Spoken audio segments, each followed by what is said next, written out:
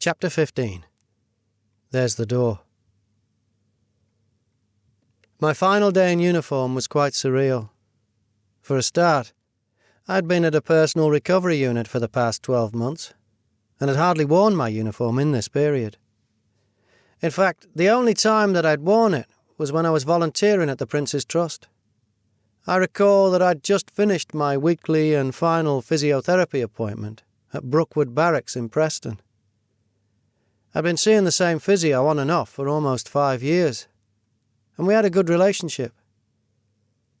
She'd identified the deteriorating weakness in my legs and the foot drop in my left ankle, something the Ministry of Defence would later deny. My physiotherapist was also concerned that I was being medically discharged too soon.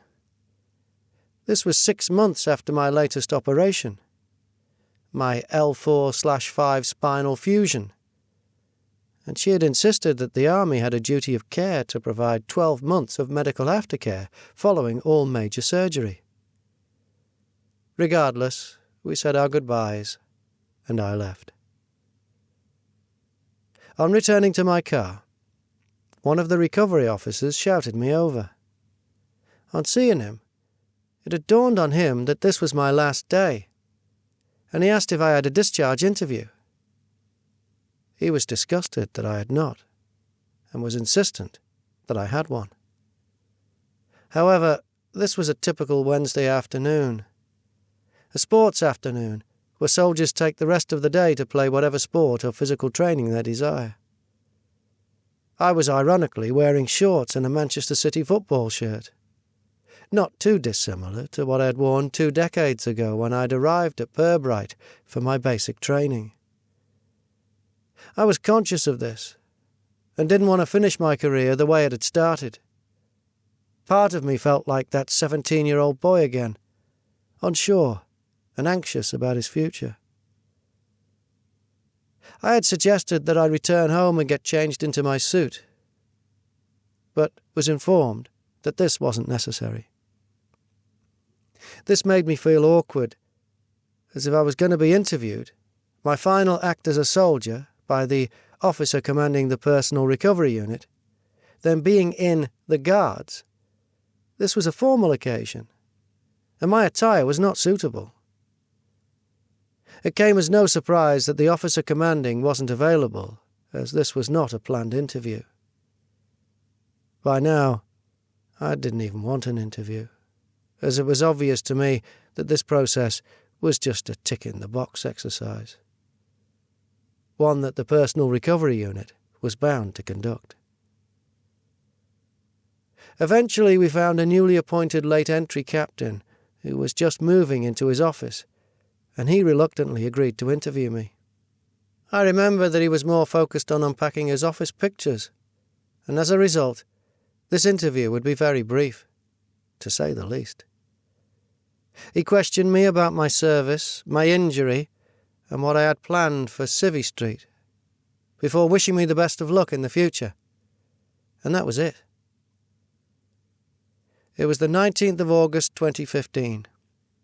The following morning, I would wake up a civilian, a veteran. I was recovering from spinal surgery and was battling internal demons without the protection of my military identity. These demons would continue to haunt me on a daily basis and be a reminder of my service, my sacrifices. I'm still disappointed about the way in which I was discharged from the British Army like this, as I didn't receive a phone call or even a letter from my regiment, the Irish Guards. 20 years' service, 6 operational tours, and not even a phone call. I remember at the time that I was even making excuses for them, justifying their lack of loyalty. As a former welfare officer for the Irish Guards, I had sat on monthly occupational health meetings, where every soldier who was injured or was due to leave the regiment was individually discussed. Due to this, I was aware that the command element of the regiment was only too aware of my imminent discharge. Yet I was still blindly loyal, and justified their actions by acknowledging how busy they were. Maybe I just didn't want to acknowledge the hard truth, that once you are no longer useful, then you are simply discharged. 3 years later, I would be dined out by the sergeant's mess. But this was only through the determination of Frank, who was adamant that I attended, and I only really returned for him. It's interesting as I mention loyalty here. One must remember that loyalty is one of the core values that make up the British Army's values and standards, and should, in theory, work both ways. Throughout my career, I had always been undisputably loyal to the Irish Guards. Let us not forget that I'd been approached by several different military units to transfer over the years, many offering rapid promotions. But I'd always refused due to my loyalty to my regiment. Even now at discharge, and despite not receiving this loyalty in return, I still remained the reliable, loyal soldier. This loyalty is more than a cap badge.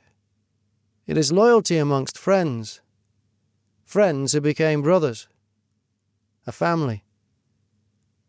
This loyalty is forged from shared experiences, from both the best and the worst of times.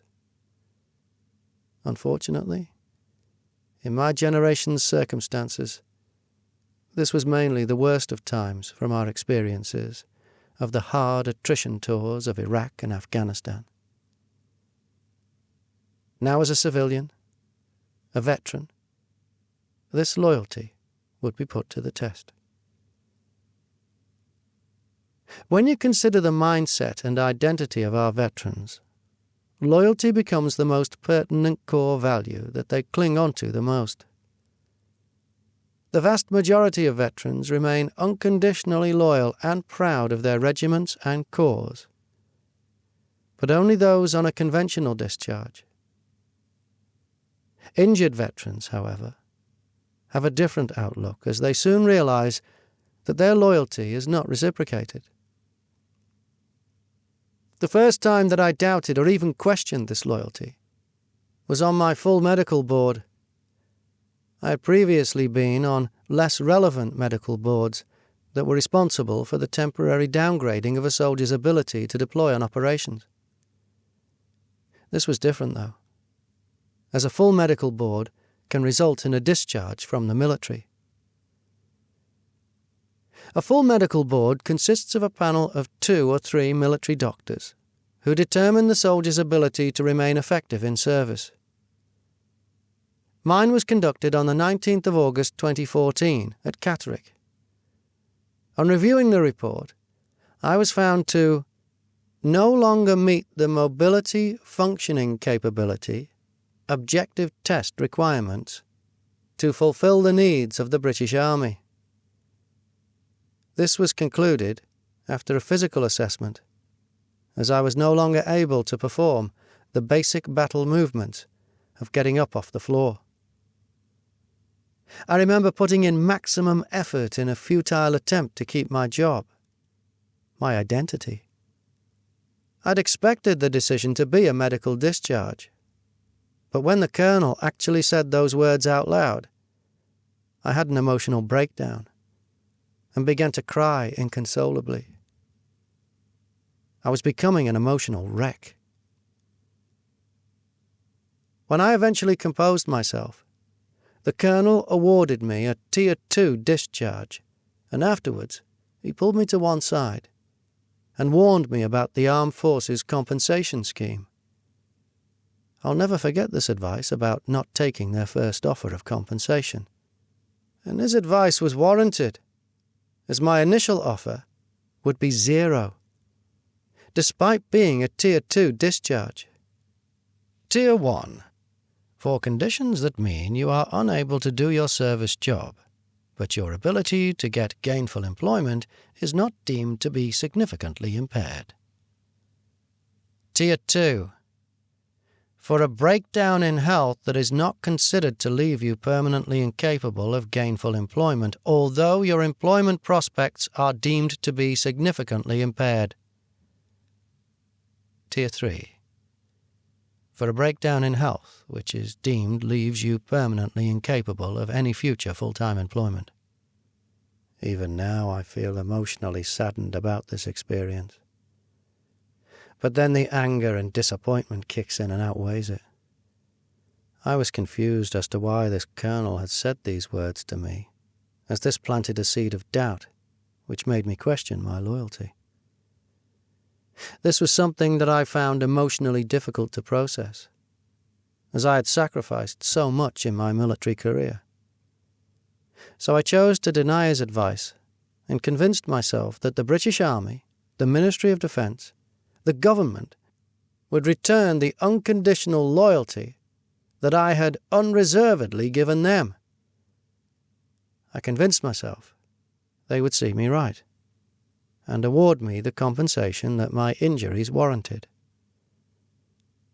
Regrettably, like many servicemen who had been injured beforehand, my loyalty would not be reciprocated, and along with my ongoing physical and mental health battles, I would now enter into a war against the very institution to which I had given most of my life. While attending a compulsory multi-activity course in Cyprus as part of the Army's Recovery Capability Program, I remember being part of an awkward conversation with the rest of the injured soldiers. This course was designed to provide injured service personnel with the confidence to manage or overcome their injuries. The main purpose was to return as many soldiers to service as possible. However, on my course, we were all being medically discharged within the next 12 months. So this was nothing more than a bit of a holiday for us. This particular course consisted of a dozen or so students from various backgrounds and ranks with different injuries, and was run through Battle Back at Headley Court. On this type of course, there is no rank, and everyone is referred to on a first-name basis. I remember finding this somewhat awkward, as there were private soldiers as well as a colonel in attendance, and my background was in the Guards, where everyone was referred to by rank. Always. Regardless of this, it worked enormously well, and after a few days we were all relaxed in each other's company. I recall that after a day's fishing, a military photographer wanted a picture of the course to document our catch. This was not unusual, but he was insistent that all the amputees had shorts on and were front and centre to show off their injuries. It was at this point that one of the lads snapped, went into a swearing fit, and ran off in tears. Maybe he has Tourette's, I thought to myself. The soldier in question had some burns to his arms and torso that he'd managed to successfully cover up with tattoos, and they were barely even noticeable. Maybe he was embarrassed about his burns. However, I would later discover that he was also suffering from PTSD, a hidden injury. When chatting with him the following day, he explained to me that throughout his recovery, all the amputees got all the attention, and that the Army, the Armed Forces Compensation Scheme, and now even this photographer, had all failed to acknowledge his poor mental health. He told me about his experiences, and I shared my own, only to be told that I was more fucked up than him. A realization that I denied and quickly laughed off. After all, I was attending this course with a spinal injury. I didn't suffer from PTSD. I wasn't weak. I still perceived myself as a colour sergeant in the infantry. Or perhaps I was ashamed of my poor and deteriorating mental health. But all things considered, I was in denial. Later that evening, amongst the other injured servicemen, We had a very difficult conversation between ourselves regarding how the world sees and treats our injured soldiers. We concluded that the system is back to front. Yes, it was terrible that some soldiers lost limbs. Yet these injured boys and girls seem to get the best medical treatment, quickest and best compensation, and are always acknowledged by society because of their visible injuries. Like the photo the previous day, all emphasis was on the amputees with their visible injuries, and due to the nature of their visible injury, they appeared to always be the priority. Some of the amputees mentioned that they had received preferential treatment within their unit and were now on first-name terms with some of their senior officers. Post-injury, of course. Next was the musculoskeletal and spinal injuries like mine. These consisted of legs, arms, back and neck injuries, and were attributable for the majority of medical discharges. This is not surprising, due to the heavy amount of weight that we were required to carry. Consideration must all be given to the high intensity of all physical training that was conducted at the time. There was no such thing as strength and conditioning training, let alone recovery sessions. Most of us shared stories of our individual experiences, but we were all at one common denominator: the man-up culture within the British Army. As a result of poor management, every one of us had cracked on with our injuries, and this had ultimately led us to this recovery course and our impending discharge. I believe that as a subculture, the British Army throughout my generation had become fixated on amputees, and that all other injuries were an afterthought. It was this attitude of refusing to accept an injury unless it was visible that had a negative effect on soldiers such as myself. In Afghanistan, I would frequently be at the hospital, whether on duty or visiting my injured friends. How could I complain about back pain when these guys were missing limbs or had bullet holes in them?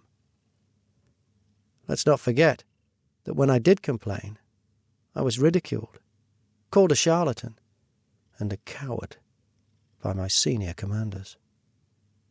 My experience as a senior non-commissioned officer of the non-acceptance of my injury was nowhere near as bad as what some of the junior ranks had faced. Nevertheless, this was institutional failure by all levels of command, and I cannot help but wonder where this medical negligence originated from. At this point, I personally always carried with me an MRI scan of my bulging discs on my phone to visually justify my injury to anyone who asked about it. Even today, this is still the case, as I still feel that I must provide visible evidence of my spinal injury to avoid any stigma. I still feel that I have to show visible proof to avoid being referred to as a charlatan and a fraud, and this is a consequence of the poor leadership that I experienced. On discharge, I would request my medical documents and find that my physiotherapist in Afghanistan had identified my back symptoms as being a disc problem. Yet this wasn't acted on. Why? I believe that this was due to the operational needs being prioritized over the individuals. Let us not forget that the Army's needs always came before the soldiers, and the medical personnel in Afghanistan were soldiers after all. Thus, they would willingly fulfill the Army's needs. This short-sighted medical approach has had a detrimental, long-lasting impact on far too many veterans' lives, as many of their life-changing injuries, like my own, could have been prevented with adequate medical care. One must also acknowledge the failure of commanders who were under impossible pressure to also maintain their operational manning. This put an immense burden on the soldiers to ignore their injuries, ignore their pain, this is what they'd been taught. And they are selfless. And like me, they were loyal. So this is what we did. We were indoctrinated after all. Consideration must also be given to the soldier's mindset on operations. I often felt completely numb, an empty shell, machine-like, and this was instrumental in masking my pain.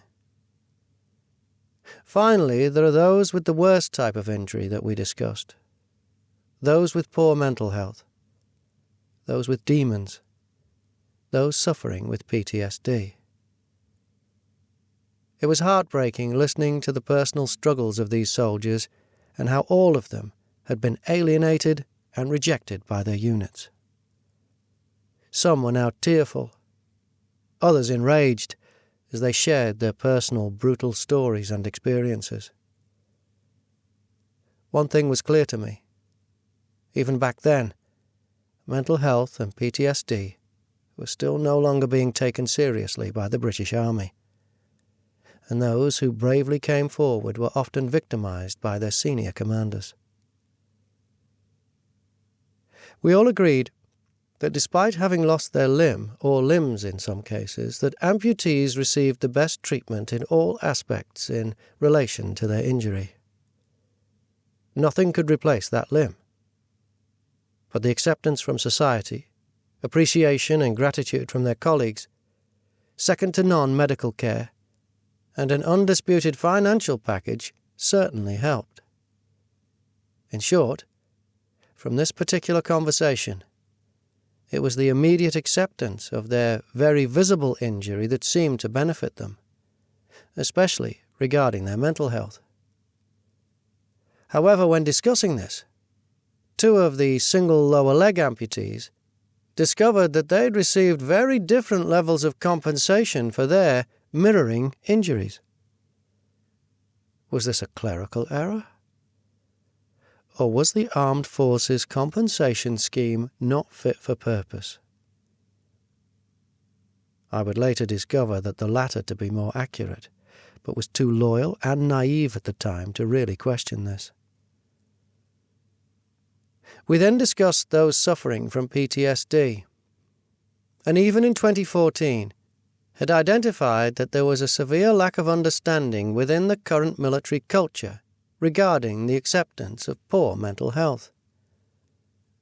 All of those who'd raised their concerns about their internal battles were initially ignored.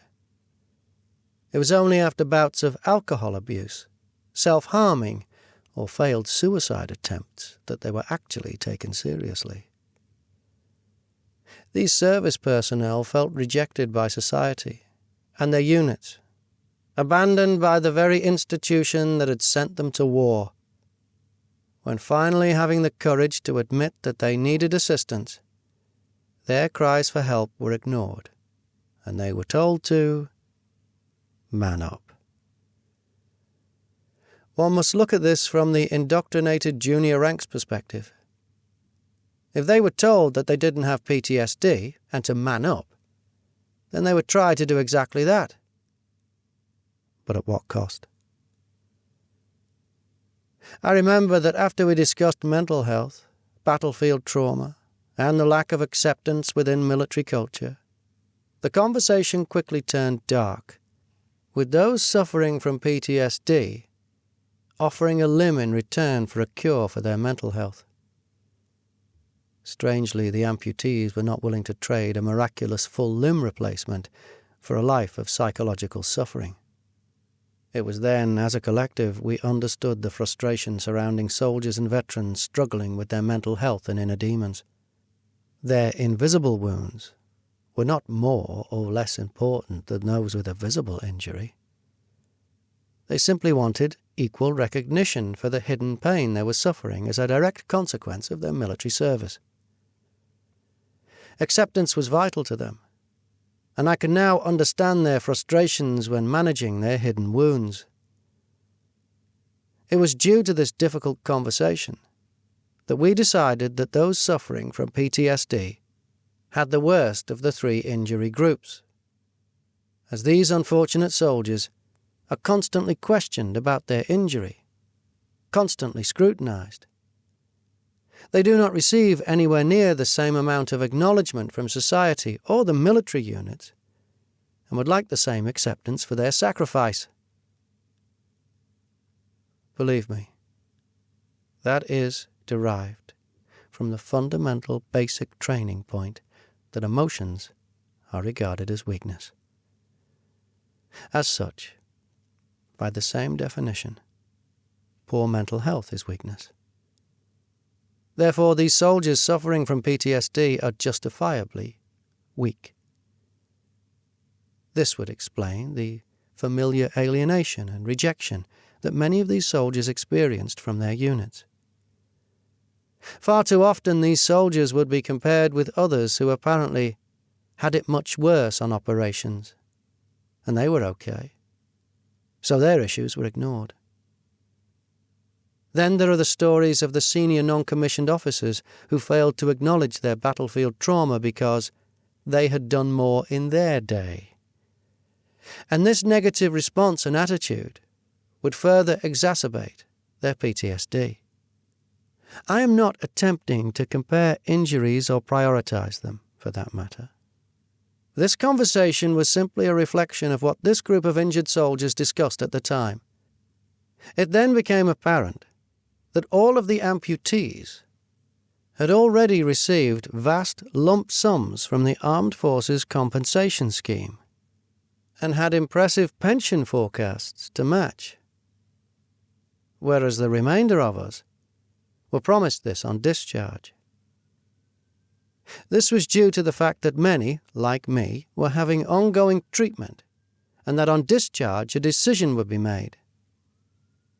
Looking back at this with hindsight, this should have triggered several red flags, but I was too loyal to see them or acknowledge them at the time. Maybe this denial was part of my own battle with my own rapidly deteriorating mental health, as this was something that I wanted to keep hidden for as long as possible. Reflecting back on my own discharge process, I believe that I was fortunate, as I had an understanding wife, friends, my own house, and was starting a new adventure at university the following month. More importantly, though, I had secured my pension due to serving over 18 years. Plus I was on the more financially favourable Armed Forces Pension Scheme 1975. This immediate monthly income from my pension would allow me to amend the mistakes of my youth and gain an education at university.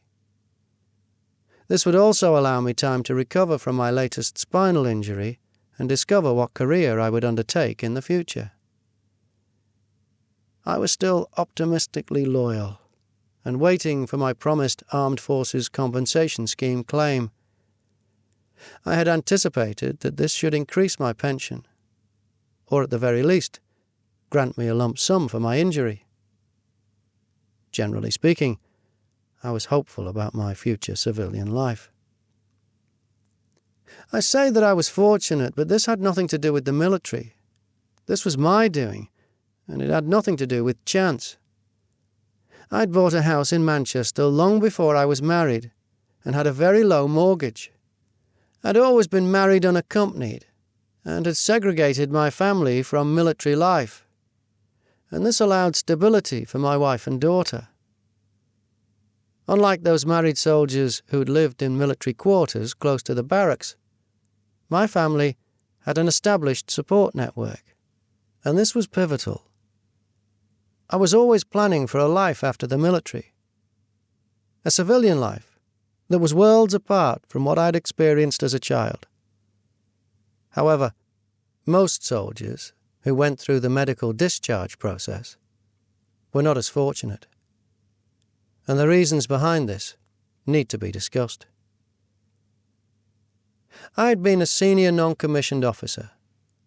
I was 35 years old and had life experience and had a stable family environment to fall back onto. But what about the junior ranks? What about the private soldiers? From my experiences as a recruiter and a welfare officer, it had become apparent that the majority of infantry soldiers had come from broken homes like myself. They were, more often than not, from lower-income families or those on benefits, and the military had provided these kids with a way out. Furthermore, this escape route to a better life had also given them a new identity and the respect of the soldier.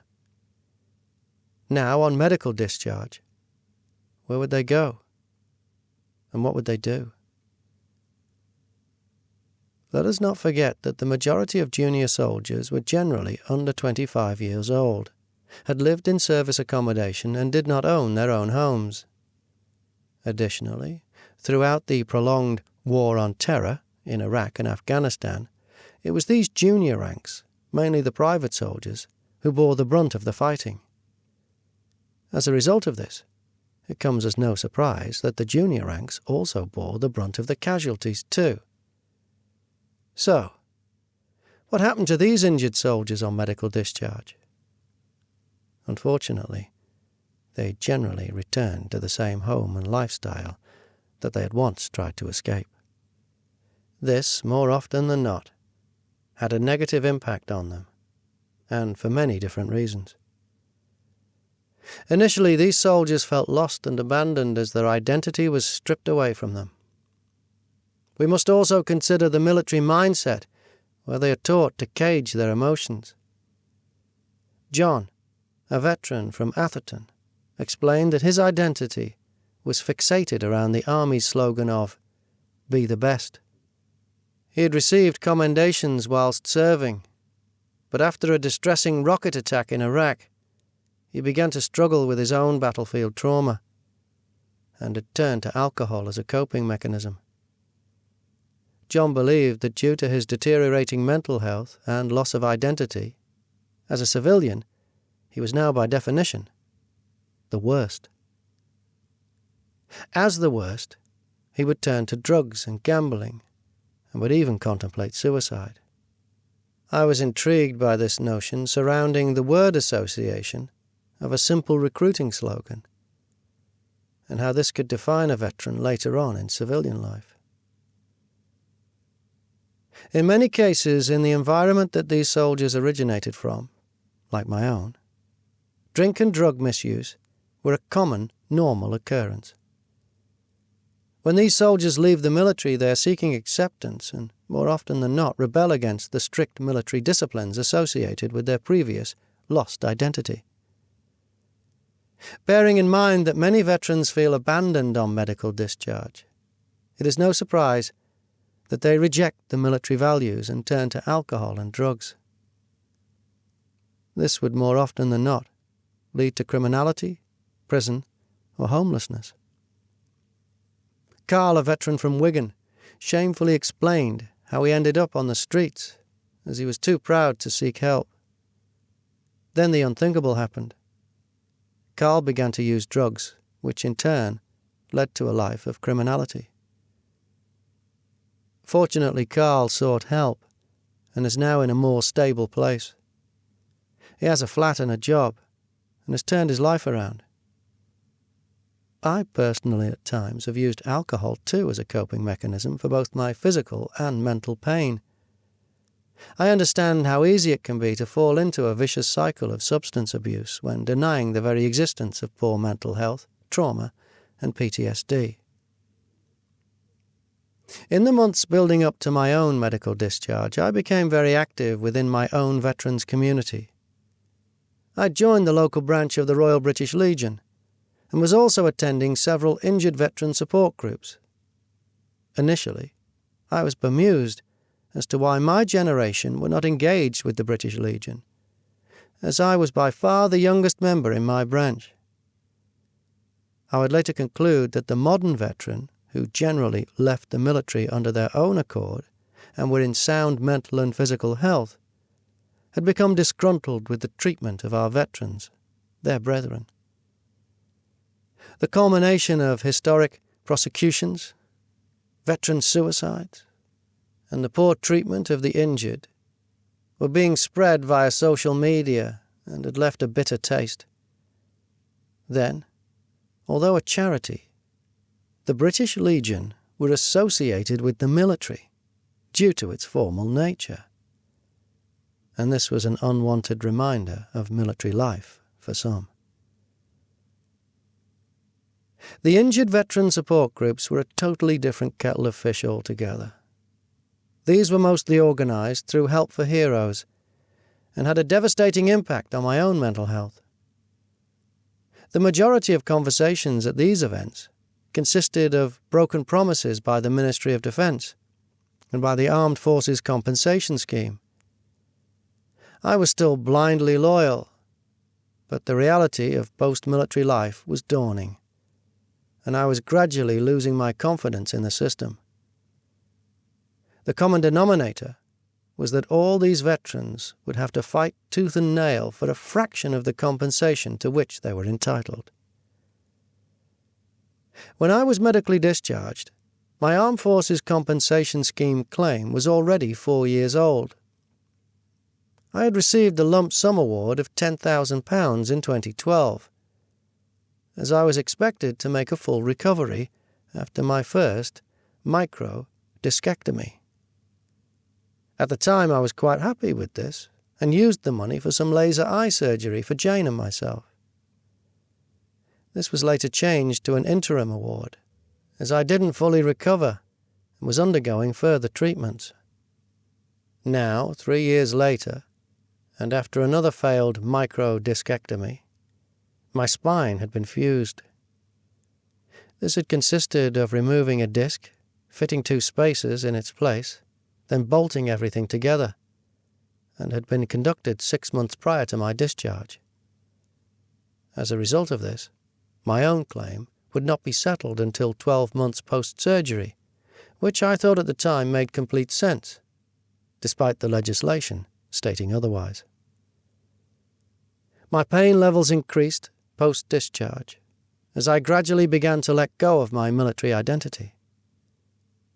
Colour Sergeant Watson was slowly becoming a civilian, and I was now under NHS treatment after being referred by my GP to a pain management team. I diligently updated the Armed Forces Compensation Scheme with all of my medical evidence and procedures, which would only delay the outcome of my claim even further, as under their legislation, they would not conclude a case until all medical treatment had plateaued.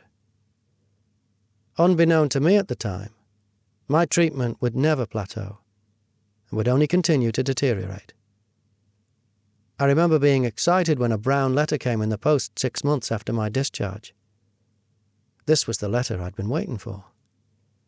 I recall that Jane and I were very optimistic.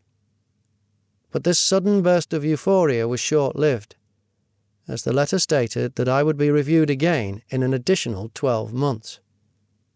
I remember noticing that this delayed process was also having a harmful impact on my wife's mental health.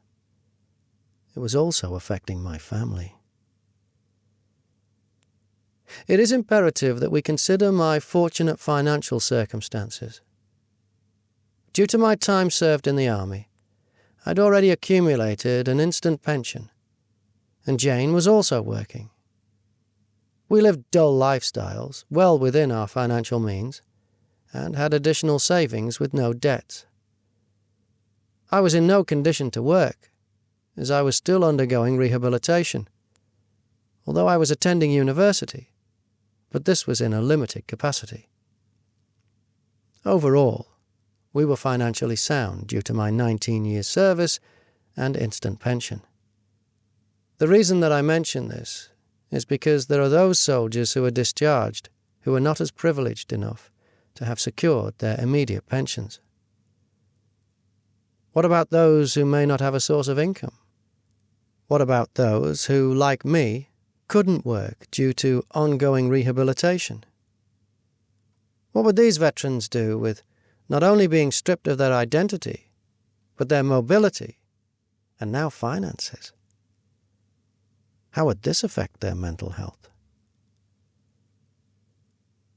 By the time this 12-month review came around, 18 months post-discharge, I had unfortunately damaged another disc in my back, This was a direct consequence of my spinal fusion, and is referred to as adjacent disc syndrome.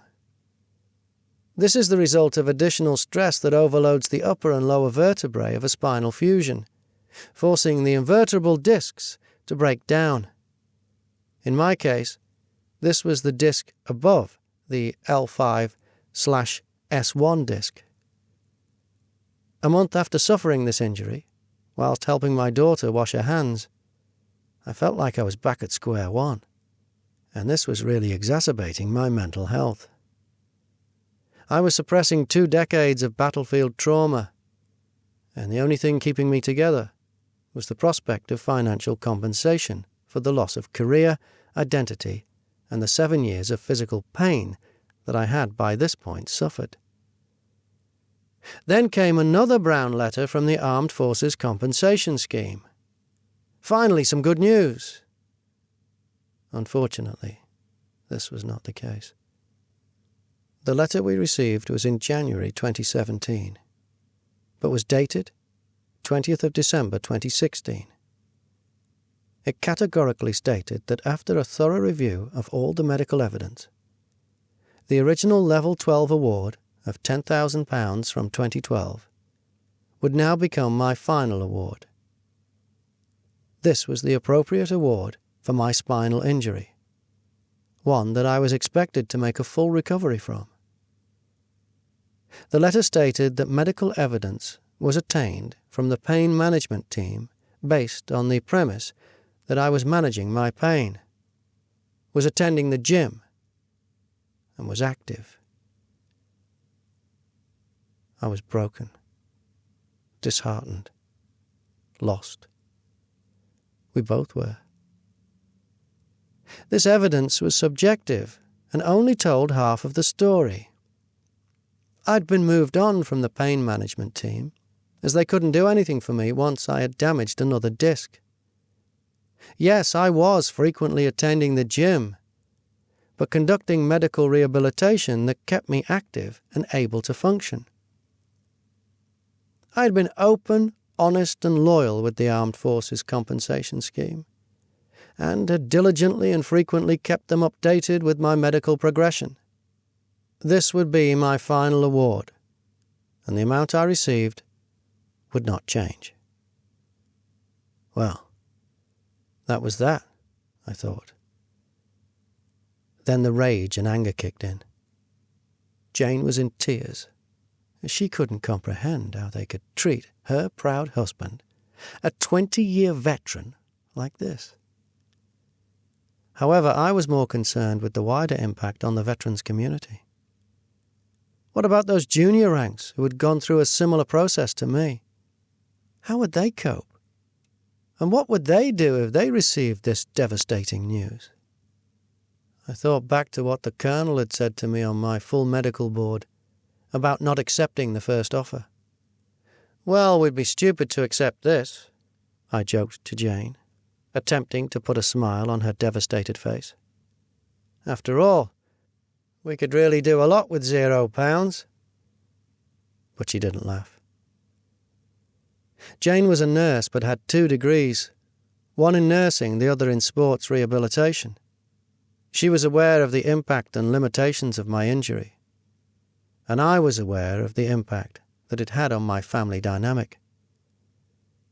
Rather than the focus being around my young daughter, all consideration was always prioritized towards me and my physical limitations.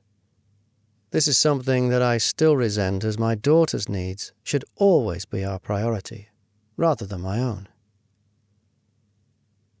From listening to other injured veterans struggle against the Armed Forces Compensation Scheme, it was evident that this was just part of the process. The next phase would be to appeal and request a tribunal. I acknowledged this, but felt utterly defeated and had little confidence in this process. I was going to a dark place. I knew that I had underlying emotional issues and thought that I was managing them. But this process was allowing my battlefield trauma to feed on my anger, my disappointment. I despised my new mindset, as I was becoming bitter and regretful towards the British Army and my service, and this was not who I wanted to be as a civilian. If this was the process, then where was the integrity, the respect, the loyalty? I had a loving, stable family, and this process was having a destructive effect on my relationship with my wife. It was damaging my family, and I was ready to call it a day and give up. Then I thought about all of the junior ranks again, those who'd been through a similar process. I never imagined that I would be treated so badly after almost 2 decades of unwavering service to my country. If I was mentally and emotionally broken and had decided to give up, how would they respond to such news? If this was simply the process, how many veterans had already or would give up in the future at being told that their claims were finalized without the correct compensations that their injuries justified? This motivated me to appeal and request a tribunal. I wasn't expecting to win, but to learn from the experience, so that I could pass on the knowledge to other veterans to learn from. When I composed myself, I thought back to my medical board and the Tier 2 discharge that I was categorized under. This had essentially guaranteed me a claim between the tariff scales of 7 to 11. Yet my final award was a lower award of level 12, the interim award from 2012. It was at this point that I began to do my own research, as so far I had put my trust into a system that was designed to abuse that trust and loyalty. It wasn't long before I found Ministry of Defence guidelines that stated that a Tier 2 discharge also ensured a monthly guaranteed income payment, a medical pension, as well as a lump sum. This find left me shocked and appalled at the incompetence of the bureaucrats behind the faceless Armed Forces compensation scheme, and would further exacerbate my now noticeable deteriorating mental health. I, like many other injured veterans, now felt utterly betrayed. It would be exactly 3 years and 4 days after I was medically discharged that I would attend a tribunal regarding my claim on the 23rd of August, 2018. I had been carrying this injury for 8 years, and it had gradually been getting worse.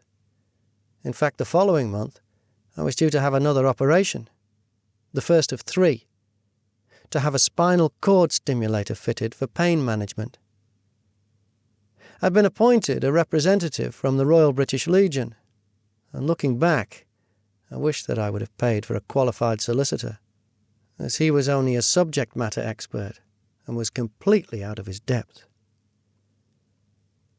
My initial back injury in Afghanistan had developed into a spinal injury that had affected my legs. In my medical notes, there was evidence of foot drop, numbness, and weakness in my legs, and this was evident as I now needed a cane to assist me when walking. My legs would uncontrollably give way, often without warning. I was a shadow of the soldier I once was. Yet I still put on my regimental blazer and tie, wore my 7 medals and beret, and was determined for the Ministry of Defence to acknowledge my injuries. I had constantly questioned the legitimacy of my injuries, as the Ministry of Defence had effectively denied their existence. This didn't help my mental health, but by now I was finally seeking therapy for my battlefield trauma. I had explained to my therapist that I often thought that I was, in fact, making up these injuries, and that I was a charlatan after all. Personally, it was not about compensation anymore, as I've never been motivated by money. All I wanted was for the Ministry of Defence, the Army, my regiment, and all those who questioned my integrity to openly acknowledge my injuries. The tribunal itself was the most horrific experience of my life. Even now, 3 years later, I still get frustrated when speaking about this experience. To begin with, there is a judge who is in charge and representing the Secretary of State. She was supported by a medical doctor and a former military officer for advice. Then there is a representative from the Armed Forces Compensation Scheme, who was representing the Ministry of Defence. Normally, a decision is predetermined, and this process takes 15 minutes, as everyone has seen all of the case files beforehand. In my case, it was over 2 hours long. I had prepared individual medical files to argue the case for a Level 7 award that incorporated my foot drop and damage to my legs, and handed them out. I was prepared, but still somewhat loyal, obedient, and lacking any legal experience. The judge raised the issue of my spinal fusion, and that this had established permanent and significant functional limitations. It was this wording that would determine a higher award under a limited category of traumatic back injury from the rigid tariff tables within the Armed Forces Compensation Scheme legislation. Next, the representative from the Armed Forces Compensation Scheme then put an argument forward that as I was still receiving ongoing treatment for my original injury, that his award was still valid. This was due to the wording of this award that specified significant functional limitations beyond 13 weeks, but still under the category of traumatic back injuries. His argument was based on the lack of a cut-off period to this award, and had a valid argument, especially as I was due to have further surgery the following month. However, the award was founded on an L5 nerve root compression as a result of the intervertebral disc that had been removed as part of my L4/5 spinal fusion. Thus, his argument lacked any substantial credibility, as that intervertebral disc was no longer there. I was then given the chance to speak after I had dismissed my representative from the British Legion. Within the files that I had previously distributed, I put forward an argument that I had, in fact, had a spinal injury due to my subsequent foot drop, numbness, and weakness in my legs. But this seemed to fall on deaf ears. This consisted of all extracts from my medical documents. The representative from the Armed Forces Compensation Scheme eventually admitted that they had wrongly assessed me on discharge, and that I would be awarded a Level 9 tariff, which was in the Tier 2 range. When he admitted this incompetence, I completely lost it, and the tribunal was forced to have a 15-minute recess so that I could cool off. This should have been awarded on discharge, and I had sent several letters to them stating such. Yet it had taken 3 years and a tribunal to get this far. Where was the accountability for the trauma that this incompetence had caused my family? I recall that after Jane had managed to calm me down, we were asked back into the court. The mental health of both of us had suffered as a result of this delaying process.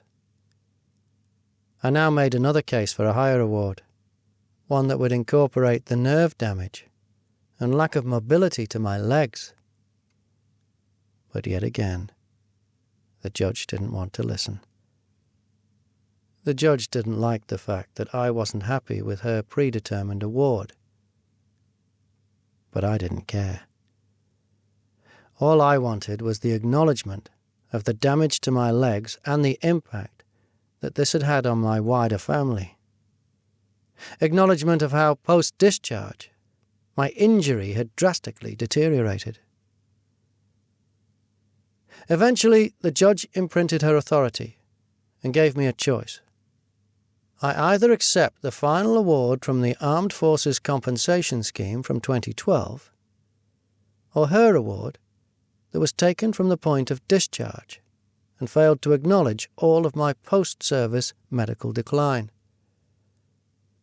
I chose neither, as this still failed to acknowledge the severity of my injury, and was asked to leave the court to cool off yet again.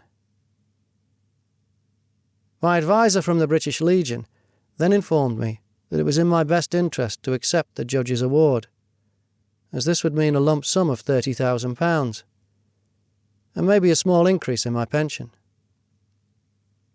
I wasn't motivated by money. I couldn't be bought. I just wanted the Ministry of Defence to acknowledge the harmful consequences of my 20 years' service and 6 operational tours. Not just on me, but also on my wider family and future civilian life. I thought about the morgue in Kosovo, the airstrike in Iraq, and the futility of Afghanistan. And this was making me significantly more enraged, and was clouding my judgment. However, Jane, for the second time, managed to calm me down, despite also being emotionally drained and stressed. We couldn't have done more to prepare for this day. 3 years of delays, 3 years of rejections, only to be informed that all of our suffering had been the result of a mistake on the part of the Armed Forces Compensation Scheme. Disappointed, I admitted to myself that I was beaten. I couldn't win. So I begrudgingly accepted the judge's award.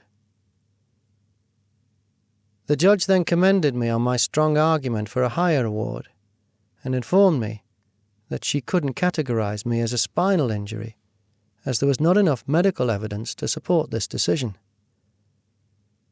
Therefore, my previous final award surrounding the nerve root damage was upscaled and categorized as a back injury.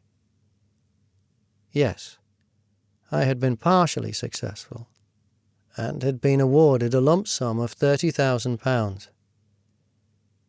And one should not forget the generous medical pension of £7 a week.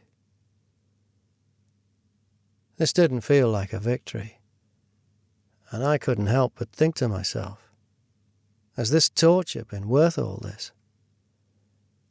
The lump sum wasn't even a year's salary, and was the equivalent to what the civil servants in the Careers Office had received, having been made redundant several years earlier.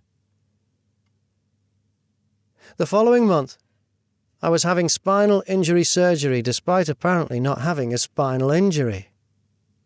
And this got me thinking.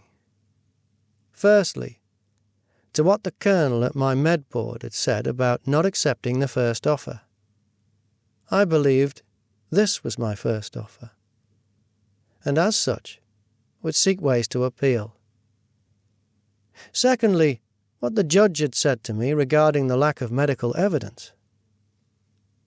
All of the evidence was in my medical document, but not from a neurological or spinal specialist. I still have trouble comprehending why the diagnosis and recommendations of standard physiotherapists were not sufficient. At the time of writing this, I've appealed this decision, but have added further in-depth medical information from neurological physiotherapists and a nerve conduction study. Both of these specifically highlighted the nerve damage that stemmed from the compression of my spinal canal, which has resulted in my drop foot, numbness, and weak legs.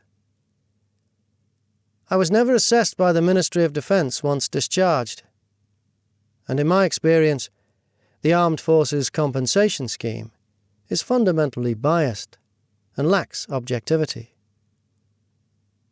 All I still want is the acknowledgement of the severity of my injury from the Ministry of Defence for my own mental well-being, which is why I continue to fight this. I would share my limited success amongst the injured veterans community, and apparently this was yet again part of the process. I have no doubt that this process has exacerbated my own poor mental health, and I was left, in no uncertain terms, broken by the whole ordeal. I couldn't help but think about the dark places where I had occasionally gone throughout my battle with the Ministry of Defence. I was deeply concerned about the psychological toll that this had taken on me. And without the support of my wife and daughter, I may not have had the strength to fight it. This got me thinking yet again how lucky I was to have them, but more so about those who didn't have this support. What about the junior ranks? What about those junior ranks who just accepted their first awards? What about those junior ranks suffering with PTSD or poor mental health in general after a medical discharge, and who don't have the support or the resolve to keep pursuing their claims? What about those junior ranks who may not have an immediate pension and can't work due to ongoing medical issues? How do they survive? I fundamentally believe, from interviewing other injured veterans and from my own experience, that the system is designed to favour the Ministry of Defence, and that by putting so many barriers in place, they want injured veterans to stop pursuing their claims for compensation. It is this system that has helped forge a discord between injured veterans and society. After all, when it comes to veterans' welfare, our voices are far too often silenced by the government through media blackouts. I still want the Ministry of Defence to recognise the damage to my legs, and it is this blatant denial of my injuries that continues to motivate me. I'd lost a good friend earlier that year, who'd been another victim of the war. He was battling internal demons and had been diagnosed with mild PTSD. But this was far from the case. Like myself, he had struggled to cope due to the Ministry of Defence's lack of acknowledgement regarding the severity of his trauma. Unfortunately, like far too many of my brethren, the bureaucrats within the Armed Forces Compensation Scheme have blood on their hands, as they have had a direct influence on far too many veteran suicides. The Armed Forces Compensation Scheme favours the Ministry of Defence.